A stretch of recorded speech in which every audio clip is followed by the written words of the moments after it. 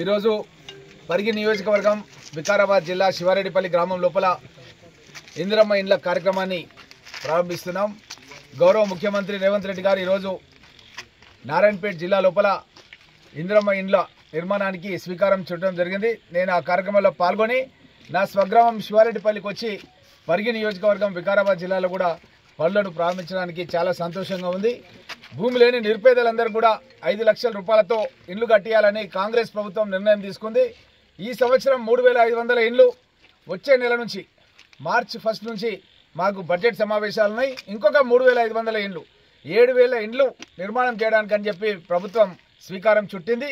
దీంట్లో భాగంగా ఎవరికైనా సరే 5 లక్షల రూపాయల వరకు 1 రూపాయి కూడా వాళ్ళు చెల్లించకుండా వాళ్ళకు ప్రభుత్వమే ఈ యొక్క మొత్తం కూడా డబ్బును వాళ్ళ ఖాతాలో వేసి వాళ్ళే స్వతంత్రంగా కట్టుకోవడానికి కానీ స్వీకారం చుట్టడం జరిగిందన్న విషయాన్ని కూడా మీకు అందరికీ కూడా తెలియజేస్తూ, గతంలో కాంగ్రెస్ ప్రభుత్వం ఉన్నప్పుడు పరిగి నియోజకవర్గంలో 42,000 ఇండ్లు నేను నిర్మాణం చేయించడం జరిగింది. ఇప్పుడు కూడా ఒక ఛాలెంజ్గా తీసుకొని పరిగి నియోజకవర్గంలో పెద్ద ఎత్తున ఇండ్లు నిర్మాణం చేయడానికి అని చెప్పి సంకల్పించబడ్డదన్న విషయాన్ని కూడా మీకు అందరికీ తెలియజేస్తూ, ఇక్కడ అన్ని మండలాలకు సంబంధించిన అధ్యక్షులను ముఖ్య నాయకులను కూడా సమయం తక్కువగా ఉండే నేను నారాయణపేట పోయి అక్కడ నుంచి ఇక్కడ రావడం జరిగింది.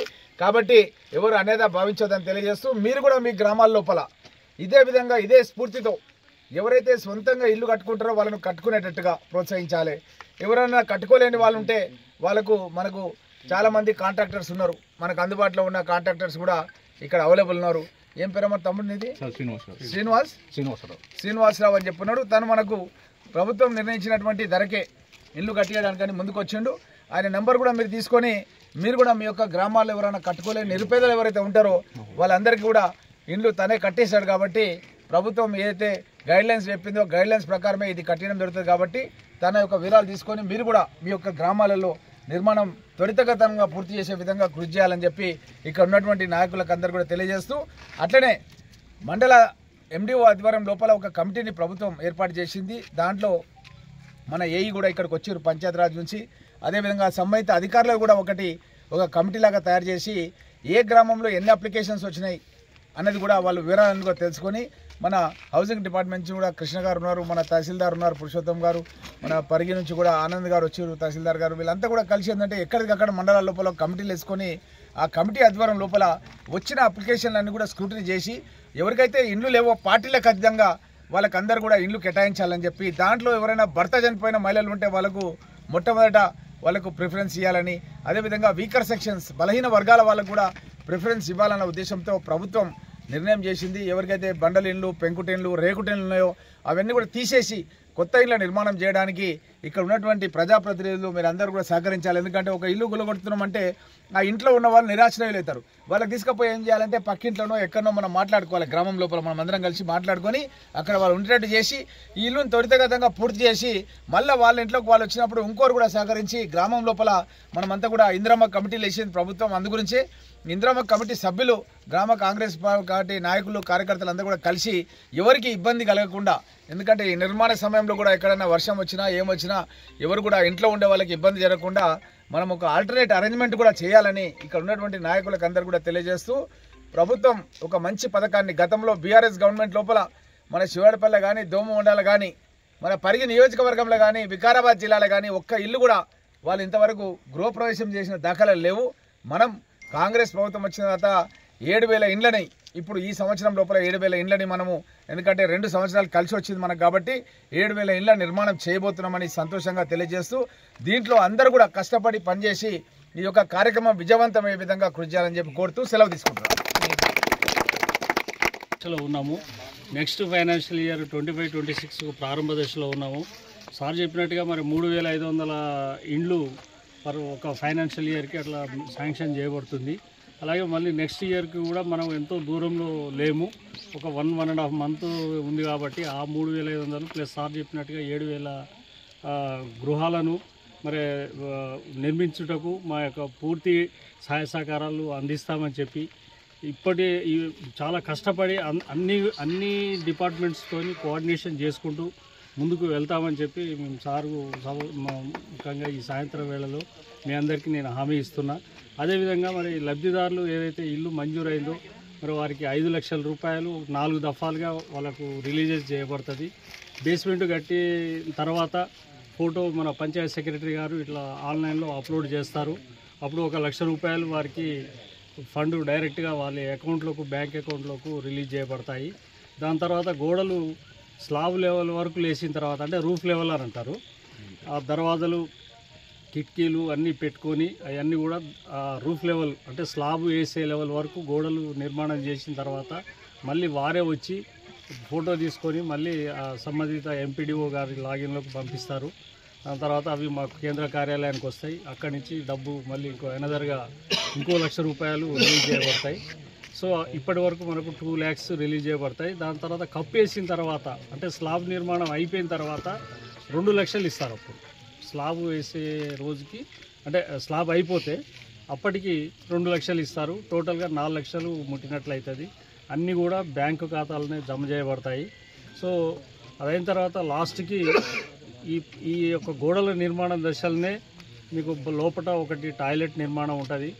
ఆ టాయిలెట్స్ లోపల ప్లాస్టింగు బయట ప్లాస్టింగు అన్ని విధాలుగా ఫినిషింగ్ చేసుకున్నట్లయితే మళ్ళీ 1 లక్ష రూపాయలు విడుదల చేయబడతాయి. టోటల్గా 4 దఫాలుగా కలిపి 5 లక్షలు మీకు మీ ఖాతాలకు జమ చేయబడతాయి.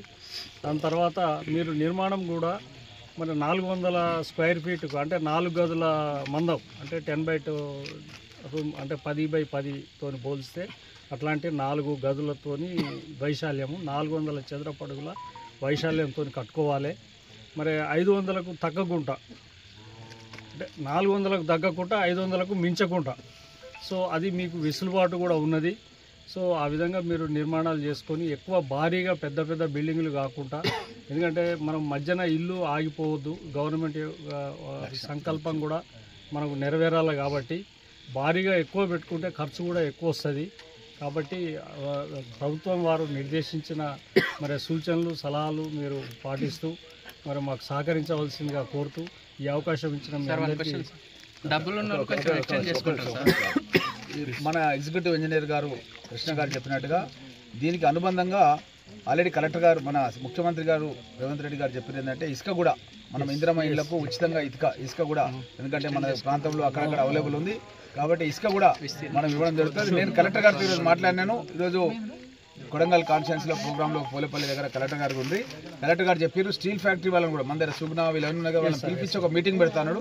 పెట్టి వాళ్ళు కూడా తక్కువ ధరకు ఈ యొక్క ఇందిరమ్మ ఇల్లు కట్టుకునే వాళ్ళకు స్టీల్ కూడా తక్కువ ధరకు వచ్చేటట్టు చేయడం జరుగుతుంది. అట్లే సిమెంట్ వాళ్ళతో కూడా మాట్లాడతాం. ఎందుకంటే కర్ణాటక వాళ్ళు మన రోడ్ల మీదకి వెళ్ళే సిమెంట్ లారీలన్నీ పెద్దదే పోతున్నాయి, యాక్సిడెంట్లు అవుతున్నాయి, మన రోడ్లు ఖరాబ్ అవుతున్నాయి. కాబట్టి వాళ్ళని పిలిచి మాట్లాడి వాళ్ళకు కూడా సిమెంట్ తక్కువ ధరకు వచ్చేటట్టు చేస్తే మనం ఇంట్లో ఇంకొక రూమ్ ఎక్స్ట్రా కూడా కట్టుకోవడానికి వీలవుతుంది అన్న ఉద్దేశంతోన ప్రభుత్వం కృతనిశ్చయంతో ఉందన్న విషయాన్ని కూడా మీకు అందరు కూడా తెలియజేస్తూ, అదేవిధంగా ఈ విషయం లోపల ఎవరికైనా డౌట్స్ కానీ అనుమానాలు కానీ ఇంకా ఏమైనా క్లారిఫికేషన్ కానీ ఎవరైనా సరే, ఎందుకంటే ఇది కొత్త స్కీమ్. మనం గతంలో కాంగ్రెస్ గవర్నమెంట్ ఉన్నప్పుడు మనం ఆల్రెడీ అప్పుడు 42,000 ఇళ్ళు కట్టినాం. మళ్ళీ ఇప్పుడు అదే కృతనిశ్చయంతో మనం కట్టాలనే ఉద్దేశంతో మనం పనిచేస్తున్నాం. దగ్గర ఒక్కొక్క నియోజకవర్గానికి కోస్గి లోపల ముఖ్యమంత్రి గారు చెప్పారు ఏంటంటే ఒక నియోజకవర్గానికి 3,500 ఒక సంవత్సరానికంటే 5 ఏళ్లకు కలిస్తే మనకు 17,500 ఇళ్ళు అవుతాయి. చెంచులకు సపరేట్ ఇస్తున్నాం మనం. ఇది కోట కాకుండా చెంచులకు గ్రీన్ వే కింద సపరేట్ 1,000-2,000 మంది 3,000 మంది ప్రతి నియోజకవర్గం ఉంటారు. కాబట్టి దగ్గర సుమారు ఒక 20,000 ఇండ్లు నిర్మాణం చేయడం జరుగుతుంది. ఇక్కడ ముఖ్య నాయకులు చాలా మంది ఉన్నారు. 20,000 ఇండ్లు అంటే ఒక ఇంట్లో 4 ఉంటారు. అంటే 80,000 మందికి ఇది ప్రయోజనం పొందుతుంది. 80,000 మందికి ఇది ప్రయోజనం పొందుతుందన్నమాట. 80,000 మంది ఎవరు ఏం చెప్పినా ఎక్కడ ఏం చెప్పినా ఉన్న ఊర్లలో కాంగ్రెస్ పార్టీ ఓటేయాలి, ఇందిరమ్మ ఊళ్ళో లేని ఊర్లలోనే వాళ్ళు పోటీ చేయాలి. అర్థం కదా? అంటే ముఖ్యమంత్రి గారు ఎంత గట్టిగా ఉన్నాడంటే ఇండ్లు కట్టే ఎలక్షన్ పోతాం అంటున్నాడు. అర్థమే కదా? ఇప్పుడు ఇవన్నీ కూడా షార్ట్ టైంలో కట్టేస్తాం. ఎన్ని రోజులు కట్టేస్తారమ్మా మీరు బాబు? అట్లా ఇల్లు నిర్మాణం గృహ ప్రవేశం వీళ్ళు టెంకాయ కొట్టి ఇంట్లో పోయి ఉండడానికి 2 weeks ఇంకొకటి మీకు ఒక అంటే ఇప్పుడు వర్కింగ్ సీజన్. ఇప్పుడు మనకు జూన్ 2వ వారంలో వర్షాలు స్టార్ట్ అవుతాయని మన ఎక్స్పెక్టేషన్ ఉంది. కాబట్టి జూన్ లోపలనే ఈ యొక్క ఇంటి నిర్మాణాలు పూర్తి చేసుకునేందుకు మీరు సన్నాహాలు చేసుకోవాల్సిందిగా అందరినీ నేను పేరు పేరున కోరుకుంటున్నాను. వర్షాలు వస్తే మనకు కష్టమవుతుంది. అవును సార్. ఇంకా ఏమైనా ప్రశ్న?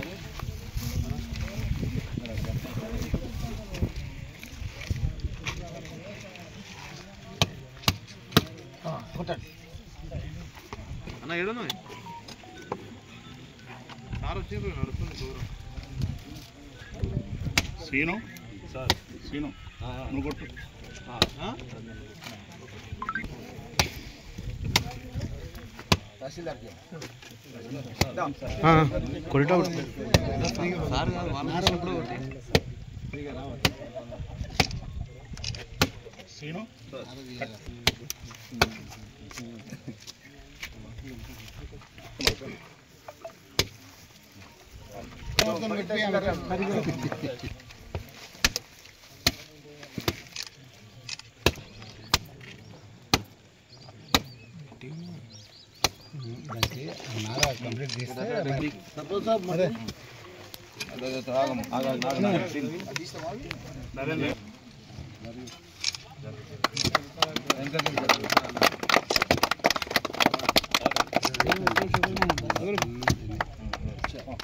ఎవరు రాలేదన్నా వచ్చింది రెండు మాటలు మాట్లాడండి.